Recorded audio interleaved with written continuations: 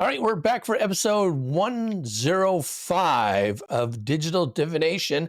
As we get started, Ron, please repeat your normal disclaimer. Thank you. I am an employee of Wizards of the Coast, and my opinions are my own and not theirs. Excellent. How have you two been enjoying this unseasonably warm weather we had this weekend? I went for 2 long walks this weekend, around here, in Vancouver. One, in a nice wooded area, which was nice and cool. There's a gnome trail that comes off that area, which is, what goes into the wooded bit, and people have put little plastic and ceramic gnomes in the trees and put little Oh, displays everywhere. So every, That's like, couple fun. feet, you look down, "Oh, look, there's a little guy there, and there's a little fairy hanging from a branch." That was very nice. And then this afternoon, I walked up the main road, well, not the main road, but a main road to the Target, and that was not very shaded, and it got really hot. Are you supposed to bring your own gnomes to add to the gnome trail when you go? I think you can. I think you're allowed to do Yeah, that. And Paul yeah, has a crochet gnome, lawn gnome that I think she's going to eventually put down somewhere. nice.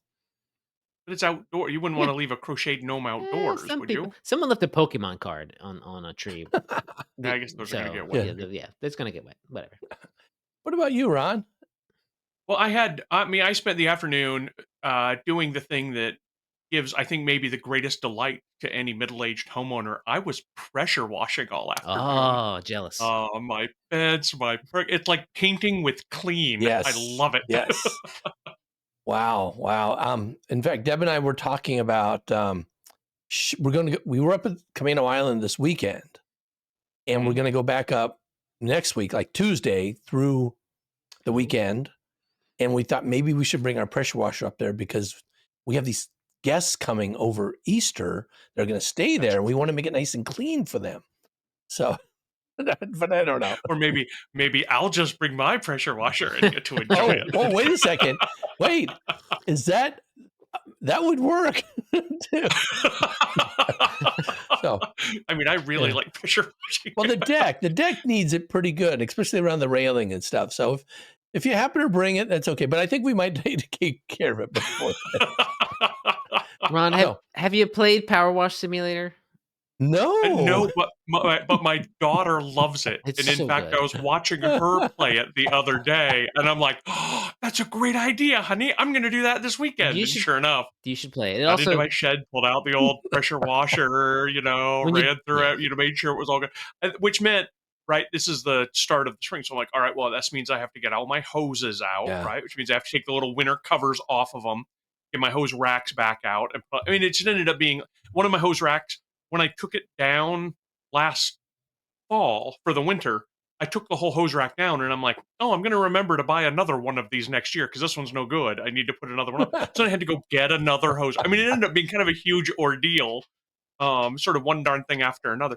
The way that a lot of good like role playing campaigns can be, it's like, oh, we're just going to Right. go kill this dude in the castle. Nah, but first, don't we need to fit the secret way into the castle? And we can't learn about that till we go down the gnome trail in order to find out the Yeah. secret way into the, et cetera, et cetera, et cetera, et cetera. Wow, that sounds exciting. I don't enjoy pressure washing as much. Maybe because I'm older and it tends to well, first of all, we have this super heavy duty pressure washer that my wife got from work because they were getting rid of them. And so like when I'm doing the driveway and stuff, it really torques on my shoulder and stuff. And I don't realize it at the time, but I'm working it so much. And then after 3 hours of pressure washing, it's like, oh man, now I'm all laid up for a while. So it's a kind of an age thing. You have something to look forward to. You got to get some of the old man candy, Yes. aka ibuprofen, to make sure. I'm not allowed to take Oh, you that. can't. Oh, that's Yeah, right. so it's the Yeah. kidney thing. But on the non-pressure washing front, we had a very exciting thing, which I think you and your family might be interested in as well. So I was actually working on a deliverable for a freelance job I'm working on. My wife was outside working on the yard. She comes in and she looks out and says, "Oh, I just saw something out there." So we go out to the deck, and sure enough, just going by the buoys is a gray whale. Oh my Ooh. Yeah, and I goodness! mean It's that like time. 100 yards away. It's like that close, and it goes up, and it, did the thing with the flukes, went down, went up again and down again, and when it came up, it was so close. It was so calm out, which is one reason why it's easy to see. Right, and you could hear it blowing from the house. Wow. When it went out. So that's my wife has been talking like all weekend, saying, "Oh man, it's such nice weather. It's so calm out there. We really should see a whale." And then, sure enough, this morning she sees a gray whale, the closest we've ever seen to the beach. We have neighbors that have lived out there for 30 years that have never seen a whale from their deck. Oh, Oh, And we've seen them wow. like multiple times now. It's like my wife has got really keen eyes to do that. So that's something you all have to keep an eye out for. Well, that'll be fun. That'll be great. So Ron's family's going out to Camino on Easter weekend. I Easter gathered. weekend. I Oh, figured yeah. it out. So- I cracked your clues. Yeah. Well, otherwise it would be pretty suspicious, like weirdly suspicious, if John's like, and some guests, I want to pressure wash it before they come, and I'm like, I'll bring my pressure wash Yeah. Yes. if it were in fact some other family, and I'm just out there. Don't mind me. Yeah, that could happen. We have other guests that we'll have to clean for as well. So, that's the thing about the place is we'd like to share it with folks, but whenever somebody comes out, we feel like we really need to clean it up really nicer than when we go there. So Sure. it's Yeah. like, it's work. Anyway, so I was thinking that we would talk a little bit about one of the other podcasts we might be working on, and that segue into what we're might discuss today. So, Intrepid Heroes has 2 more episodes to be posted of our I don't even remember what's the name of what do we go Devastation Arc campaign. Devastation Arc. Which I just remember I have to edit to post tomorrow as well. I forgot. So Oh, I boy. will be doing that afterwards. Yeah. So thanks everybody for a great show. Yes. So 2 more episodes of that, and then we were trying to figure out what we were going to do. And we thought we would do Scoured Stars, and then Jason actually offered up something kind of as a filler to run this thing called Scum and Villainy for us, which is not a Starfinder thing, but it's very much a space thing. And so I thought that would be kind of fun. We're still got to clear it with the rest of our crew here, but hopefully by the Tuesday, which we plan for session 0, that'll all be clear. Yeah. Surprise. But yes. Well, I've talked to everybody about it. It just hasn't, got to iron out all the detail things. Sure. Yeah. Yeah. Well, not Tuesday and 2 days from now. No, a week from Tuesday. Our That's right, normal. yeah. Which is going to be less than a week from the release of this. Yes. Yes. Sorry, I can't keep all the I time know. jumps It's- in my head. I It's would all make the a poor future time stuff, cop. all the future things. Yes. We're not playing Continuum, so you're fine with Okay. that. Yeah. Which is a fantastic game, by the way. It's so Yes. I mean, this is a tangent. I've read that, and it's like bonkers how detailed you're supposed to get with keeping track of your timeline. I've always wanted to try it, but I've never gotten around to it. I played a couple of games, so it's great. We're diverging now into a time travel game called Continuum. And one of the awesome mechanics about this game is that once you can time travel, right, there's not a lot of things that are a huge problem to you because you can just go back in time in order to fix it so it isn't a problem for you now. So how do you fix things? Well, you certainly can do that in this game, but as soon as something gets fixed, it goes into like a running list called your yet. There are things you are yet to do to make it so there's no paradox. And if you get too many things in your yet at one time, you start fragmenting apart in paradox. You're just sort of, your to-do list is getting overwhelmed. I know a lot of us could really relate to that. But when your to-do list gets too long and you're not taking care of it, it creates a ton of problems. And it can that's one of the ways that you could attack somebody is by doing a thing that will have them have to fill their yet with a bunch of stuff in order to get it done. And that causes them to sort of fragment. It's a delight. It's wild. Wild stuff. Well, speaking of wild stuff, I was wondering, Jason, if you could share a little bit more about this game that you've offered to run for us. Yeah, well, Scum and Villainy is a Forged in the Dark game, which means it's based off of the Blades in the Dark system, which is a bit of an offshoot from like Powered by the Apocalypse, and other stuff. So it's a sort of a narrative first kind of game. There are Mhm. die rolls, of course, but the what you can do is sort of what you do is kind of informed by the story of how you want to do it. Like, okay, I want to do this. Well, I want to roll this stat, and that's because I'm doing it this way, right? That sort of thing. And then, the die rolls sort of say, oh, you did it okay, but there's complications, or you did it really good, or you failed at doing it. So there's all these sort of fun degrees of success, in a lot of ways. But in essence, a lot of their Forged in the Dark games are heist games, a genre that I enjoy immensely. You sort of get a thing, you do it, you have a job, you do it, you get in there, it goes straight to the action, and then you can flash back to be like, oh, this is how I prepared for this very thing later on.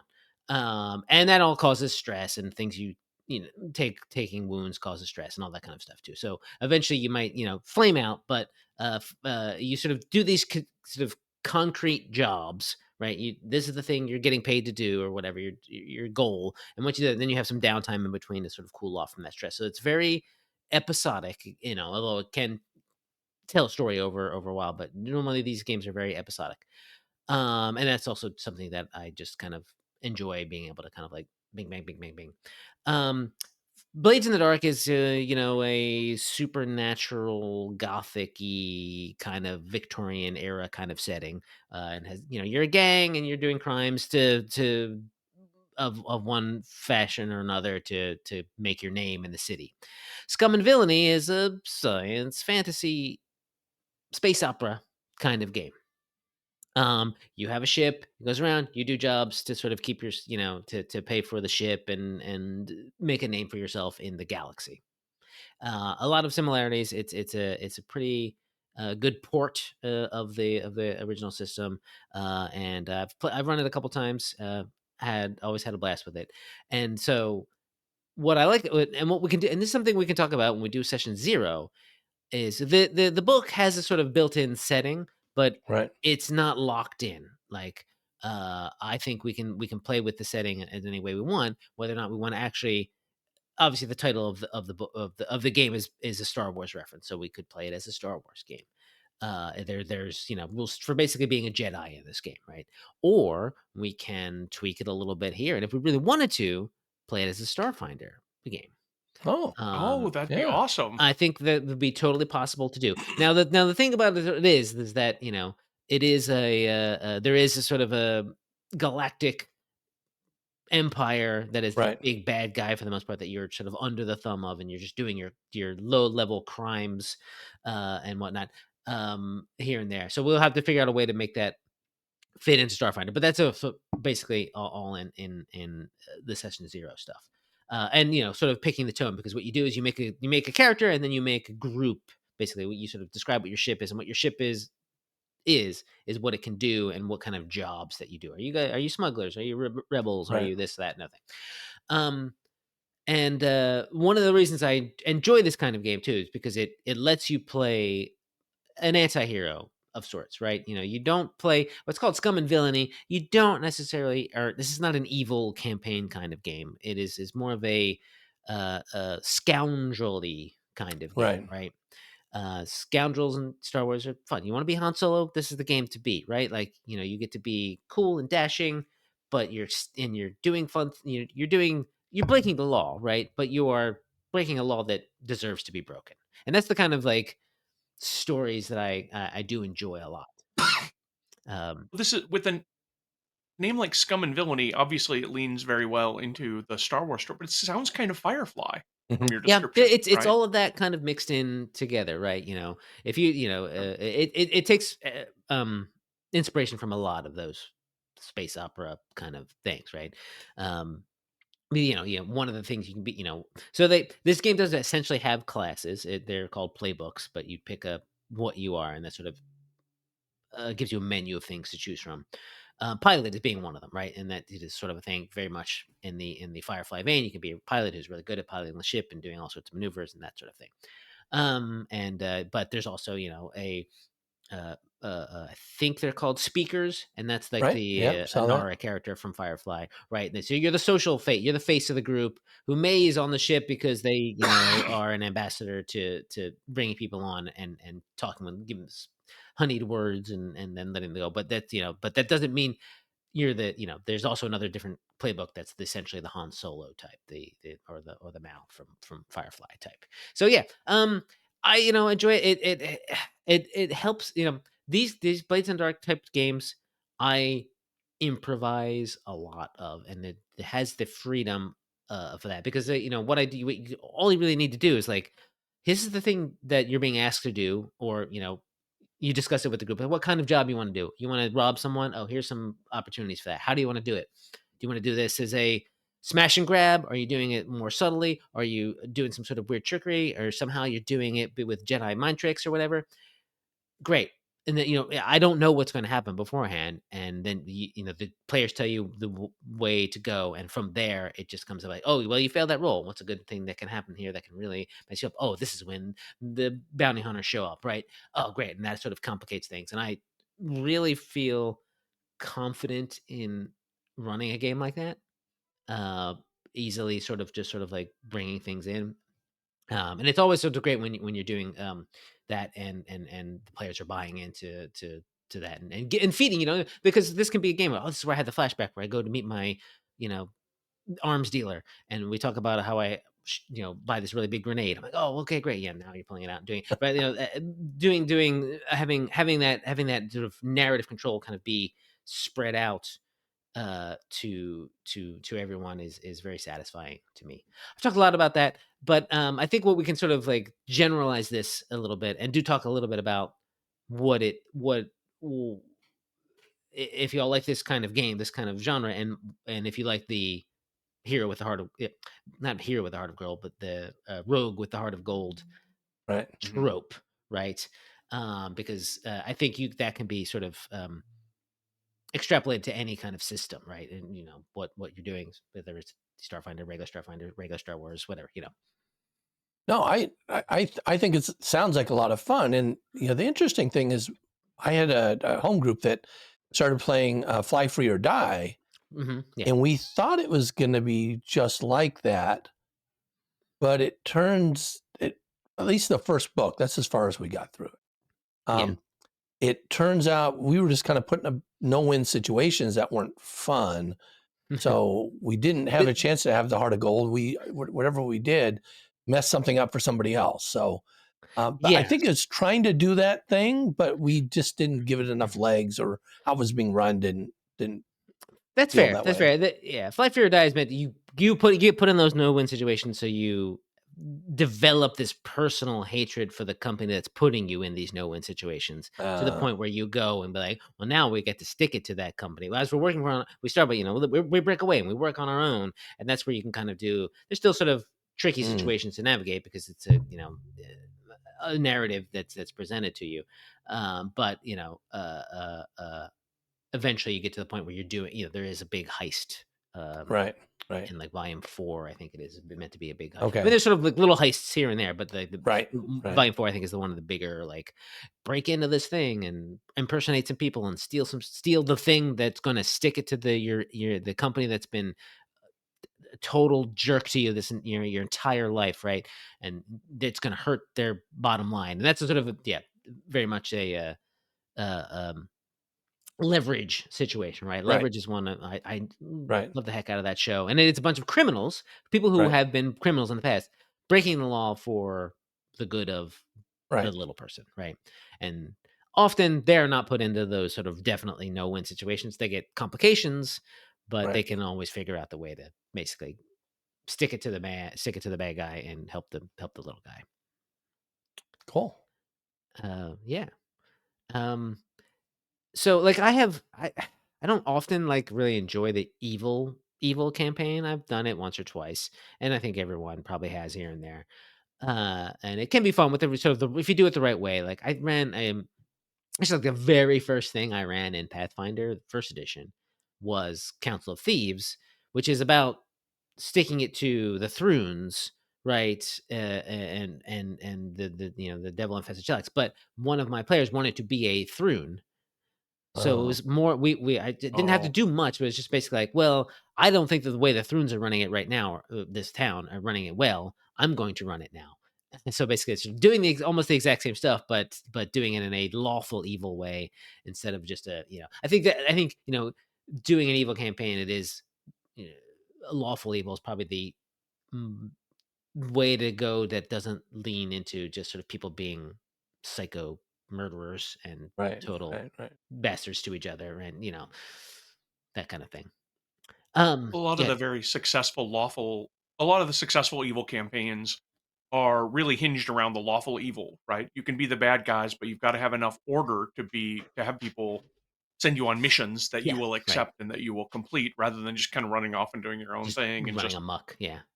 yeah, exactly, exactly.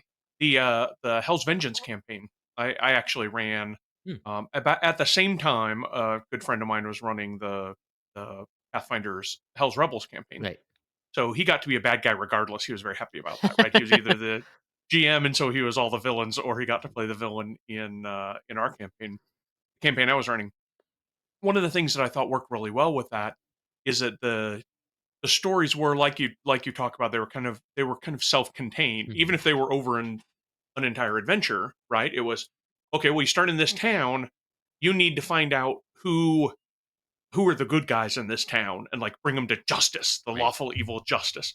Well, and then you get to the next town, which has already been reclaimed by the forces of goodness. You've got to pretend to be good just long enough to like sow a bunch of discontent and make it clear that things aren't as great there as they think, and you're doing some sabotage here and Mhm, there, and you're in one place you're collecting points to try to like put the iron grip onto the city, and in the next one you're trying to keep the points from accumulating where people are like, this is great and we love it.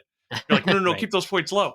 The fact that there were one of the things I thought was really compelling about the game is that everybody had to work towards the same goal, because you're lawful part of the lawful evil, but the goals were all very different in Huh, different parts of the game, so it yeah. kept it feeling kind of fresh. I That's think good. that's one of the things that works too. Yeah, yeah, definitely, definitely. John, have you ever played, like, in an evil game?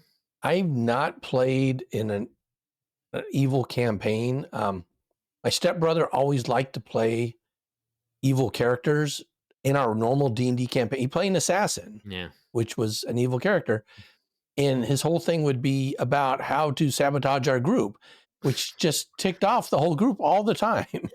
why Yeah. Uh, why do you have to do that? And so this is the that's biggest memory I have of that. yeah. So I mean, that's, like, the most important thing when you think about playing an evil campaign, you have to play it with the right group. yeah, If Yeah, people are that's just looking to be like, absolutely "I right. just wanna be evil and just mess with everybody all the time," no, you're not you can't play a coherent game with that person, and I know there's, like, people that I play with every once in a while that I know I would never play an evil campaign with because I know they would do their own thing and just mess it up. So yeah, so that's the thing, but I think the anti-hero campaign is yes, a little more freeing, a little more you can play kind of with necessary I mean, you should always play your games with people you like to play with and where possible and people that you trust. But this is gives you a little more like, oh, well, yeah, everyone can still feel good, like, as a player, to be like, oh, we're doing the right thing by opposing X, Y, and Z. Or, we're right, technically we're breaking the law. And maybe we're a little bit like, this is a bad guy. I'm just gonna kick him into the engine because I don't want to deal with it. Then yeah, that works. So you're an anti-hero. You don't have to be a goody two shoes all the time. So I think, if I were to say probably like, again, alignment's gone. We're talking about evil campaigns and good campaigns, but like, yeah, the chaotic good character is just the sort of classic adventurer in a lot of ways, right? Like you're doing your own thing. A lot of the times you're not really sticking to the law. But you're helping people generally, right? You're not, you get something out of it. But you're saving, the sheep from the dragon or whatever. You're stopping bad guys.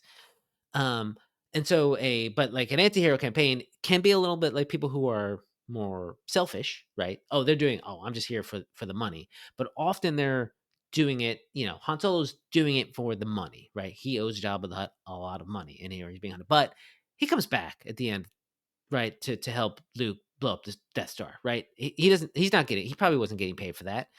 He came because he liked Luke. He was a good guy at heart. He knows that the Empire is a clear and present danger, and especially to someone like him who is a smuggler, right? Who wants to basically be able to move things illegally because it's only illegal because the Empire says it's illegal.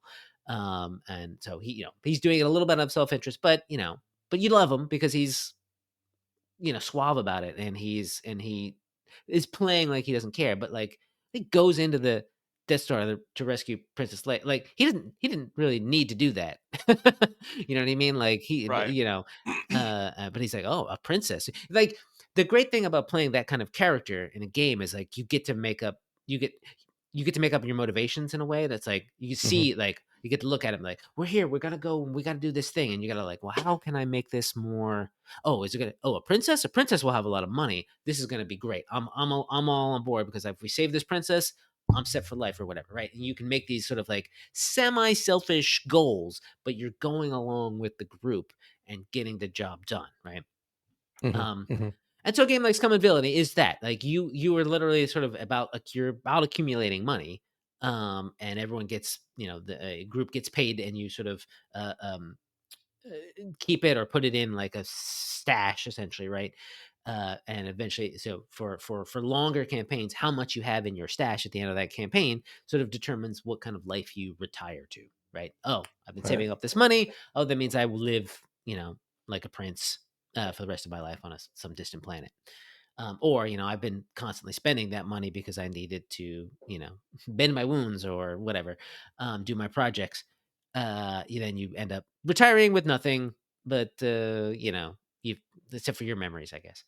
um so tell about that, and there's a little bit about this about what that's sort of the sort of driving motivation of everyone, but then you've got this sort of side of like, why are you smuggling things, why are you rebels, why are you whatever.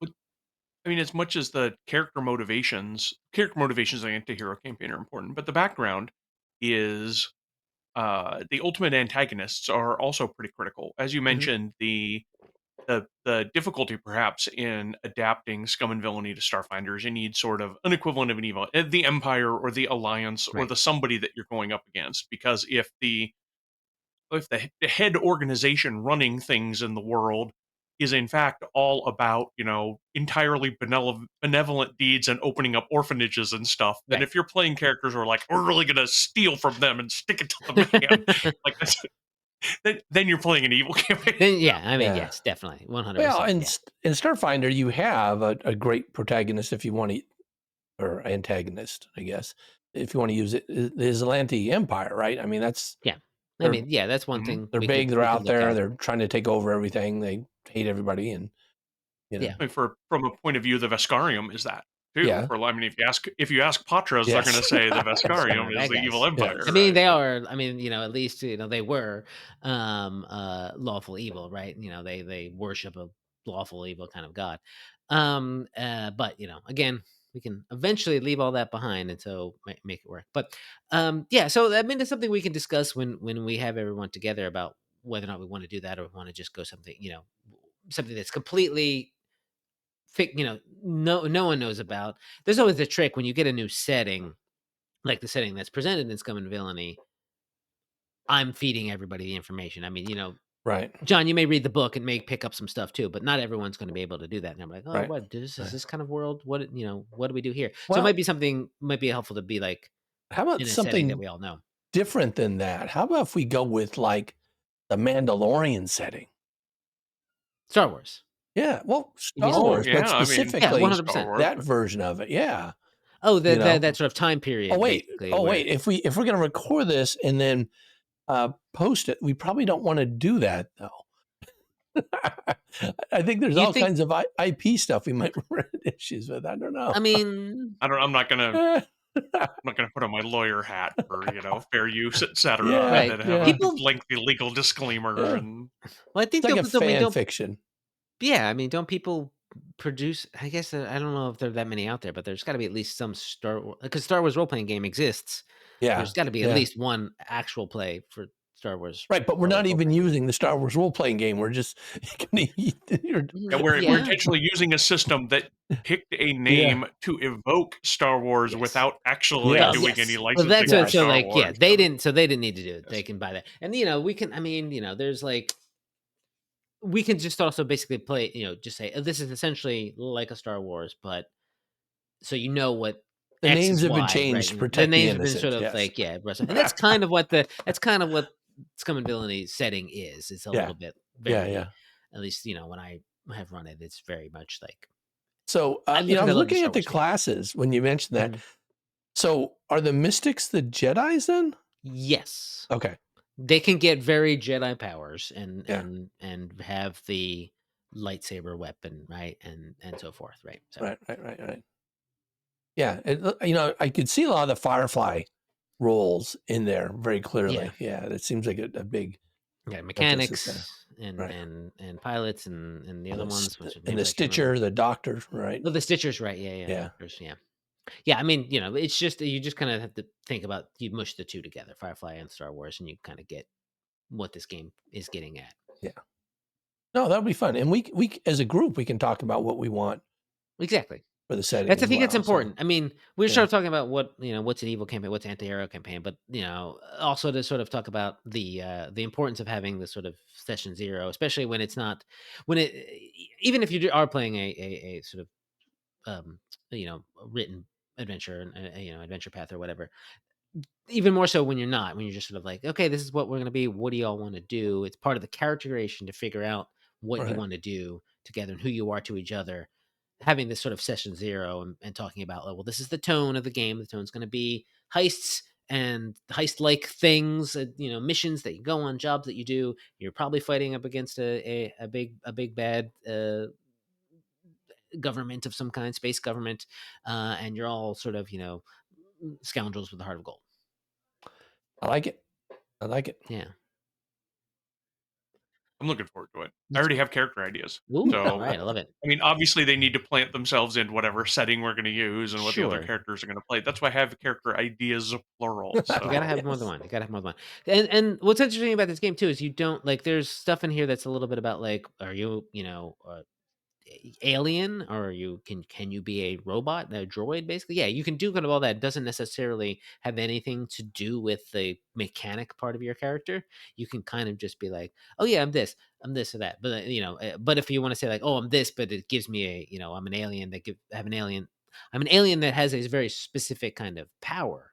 Well, yes, then it kind of gets into the mechanics, and you can kind of create those for yourself. You don't have to necessarily pull them from a book, which is cool. Mm-hmm. Yeah, I was, when we were discussing, kind of online what we're going to do, and Jason suggested talking about anti-heroes. Star Wars comes to mind, and I was also thinking about The Expanse. Have both of you seen all The Expanse? Oh yeah. I haven't seen. I haven't read the books, but I've seen the shows. Have you, Jason? Have you? No, I haven't seen. I started to read the first book and I couldn't quite get into it, but I know that around watching the show. They're like big time anti-heroes. I mean, that makes sense. Going against the the evil empire that doesn't like the way they're doing stuff, because there's all these things going on in the background they're trying to deal with. A lot of politics, I guess. So yeah. So I mean, famously, isn't The Expanse kind of based off of a role-playing game campaign, of a Traveler campaign, I believe? Oh, I had heard that. I mean, that may be apocryphal. I hadn't looked into that. But I feel like that is. I had The Expanse role-playing game from Game Ernie. I do. I have it back here. You still have it? Yeah. It was one of the ones I kind of had to shed in the move, because I'd never played it and I don't know the setting that well, so I don't know if I ever would. But I think there's an intro that it says that. If you look at the intro of that book, maybe because it's written by the two fellows who write The Expanse, and was like, oh yeah, The Expanse was born out of a Traveler campaign. All right, you keep talking. I'm going to look for that. Well, Ron, what other sci-fi shows? It didn't take John very long. I didn't even get a chance to answer. He's still got to look it up. And when I think about that, it's all kinds of the tropes of stuff. The Star Trek rather Mm. than Star Wars is not doesn't you would say you would think it doesn't lend itself very well to an anti-hero kind of campaign because there's no big overarching organization that does the that fills the role of the empire or the alliance or whatever. And in fact, it's sort of a post scarcity Yeah. sort of world where what are you accumulating anyway, and so on. But a lot of the heist genre doesn't necessarily have to do with we are accumulating money just for money's sake. A True. lot of the heist has to do with we are doing sabotage or we're trying to advance a political position or something like that. Yeah. And there are places within the Star Trek universe where you're like, oh, the Klingons, the Romulans, what have you, are sort of, they're the ones who are trying to stop what we're trying to advance, and we're sort of we're going to get it done without all the bothersome of the Prime Directive and Yeah. all that. Yeah. We're Yeah. going to get it done ourselves. That seems to be that would be a difficult type of place to put an anti-hero campaign, but I think it could be a really rewarding. I bet you could like essentially take the leverage paradigm and use it in like and tweak it a little bit for a Star Trek game, right? But you'd be like, oh, we're going here, we're going to help people who are getting somehow, they're in trouble. We have to do it in a way that shows that we're not here. Maybe what you do with this one, and to take it back a little bit, is you have a kind of a time travel Star Trek game that is kind of heist and rated because you are always on the run from whatever the temporal agency is in Star Trek, right? You're kind of like they don't want you doing it, but you got to go back and you got to fix some things that aren't quite right or something like that, or and Oh, then it becomes a heist thing. well, that's impressive. I said you'd have to really think about how to do that, and then you just do it, Jason. That's awesome. Whatever ideas. Yeah. So here's the forward for the book. Okay. Yeah. So I'm going to read a couple sentences because it kind of shapes it up. So this is by James S.A. Corey, which are the two individuals that wrote it. So it's the pseudonym for Mhm. two. Storytelling is a muscle. It gets stronger the more you use it. The Expanse has been through a lot of incarnations since the muse first struck. It was a pitch for a Warcraft-like MMO, a book series, a TV show, and for a long run, it was a role-playing game campaign. So Yeah. I that's remember that kind of right. where it started, it sounds Yeah, like. And I remembered it. they don't say specifically Traveler in that, but that's one that comes to mind. So Yeah, I could I mean, imagine. it's the long running space yeah. game. Yeah, That's right. Yeah, exactly. If it wasn't Traveler, it was something of their own, probably creation, a Mhm. hack of something else. But I suspect Traveler. Yeah, no, that's cool. I like Traveler. I want to play. I've never And played Traveler or read it, I so never have either, I'd actually. be So curious to if there's oh, any ever a new it's edition. Probably. the Expanse is very hard sciencey. Yeah, The series. So is Traveler, very hard yeah, yeah, sciencey. yeah. So it's kind of and it's a D6 game as well, similar to this. But that's about Maybe. all. I don't have any of my original Traveler stuff. Anyway, so anti-heroes, it sounds like a lot of fun to do. And I think, we had one player that was concerned that we would just be doing bad things all the time. But I think the rogue with the heart of gold approach, Yeah, I like that, which means, and this is something I was thinking about, and we'll have to talk about when we have a session zero, that, we're going to be doing all these small incremental steps, but there's got to be the way we stick it to the empire, the big way that we blow up the Death Star for the empire, kind of thing as well, or sure. the massive heist.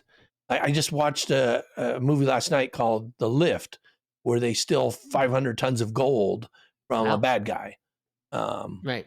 so yeah, so where do we do that kind of thing? Yeah, we could come up with something ahead of time that kind of thing might come out through play.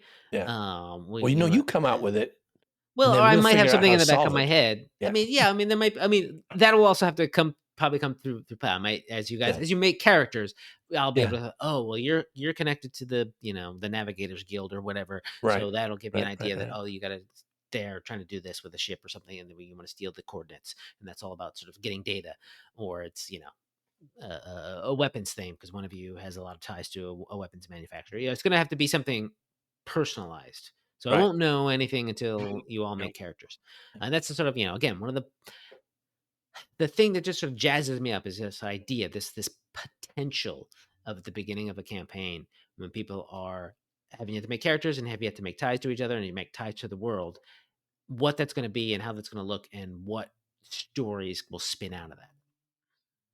Yeah, I'm looking forward. I think it's going to be a lot of fun.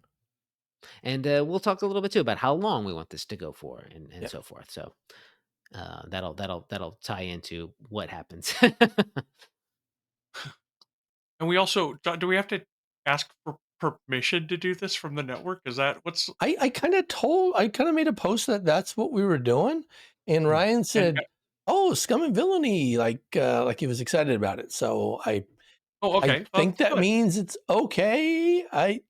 It's just the network branching out to other games, just like Essence Sure. 20 and everything else. Yeah. Just a little. Well, that was, and taste. that's what all of. I mean, we as much as this is sort of a lot of Starfinder focus. Yeah. I mean, how many different games have we branched out on just in today's episode? Yes. So Yes. We talk about stuff. Yeah. All right. Well, it's great catching up with both of you, and I'm looking forward to. Now this will be like every week that we will probably be chatting because of our game recording time will be on the off weeks from this. that's wait. Jason's reconsidering now. It's like, oh, I gotta- Oh. Are you okay with that, Jason? My headphones died. I'm sorry, and I couldn't do anything. They kicked out and they just kicked back in. So I didn't need. Did you end up doing the wrap up? No. We were just talking about no, something else. And I was like trying to like, where are my other headphones? And then they came back on. It's like, okay, just a more. No. This is funny because I literally mentioned that because we'll be recording that on the off weeks from when we record this. Yeah. We'll be talking like every week now instead. Yes, that's what that's when my headphones died. And then suddenly you're like, oh boy, like you're looking for some, you're like, looking for the door I or gotta, whatever. I'm changing my mind. I'm thinking, what? What did we say? What did we do? No, that was when my headphones cut out. Yeah, and then I was like, let me go to grab my plugins. All right. Yeah. Anyway, Well, sorry. On that note, we will wrap up. I'm John. And I'm Ron. And I'm Jason, and this has been Digital Divination.